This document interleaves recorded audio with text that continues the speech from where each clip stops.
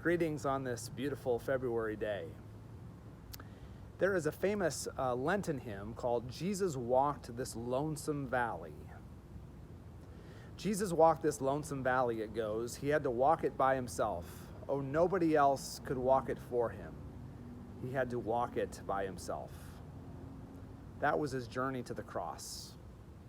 That was something that he had to do by himself. You know, there are things that we have to do by ourselves too. Nobody else can do them for us. But that sense of doing something alone doesn't mean that we have to be alone. That's different from loneliness. I've talked a lot in recent months, and you've probably heard in media a lot about the epidemic of loneliness that exists in our culture today. We are so connected, and yet we're so lonely.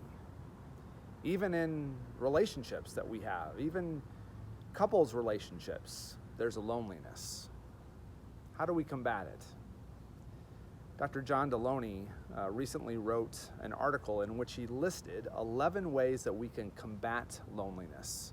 I've linked that article here attached to this email if you're watching this video from my weekly email. And one of those things that he mentions is the necessity that we all have of being proactive in combating our loneliness. That means reaching out to a friend and connecting intentionally, or discovering a group that we want to connect with and be a part of. A lot of times our loneliness is derived from the fact that we sit back and wait for somebody to connect with us. And we all know that that's not how it usually happens. We have to make an effort to improve our deep sense of community.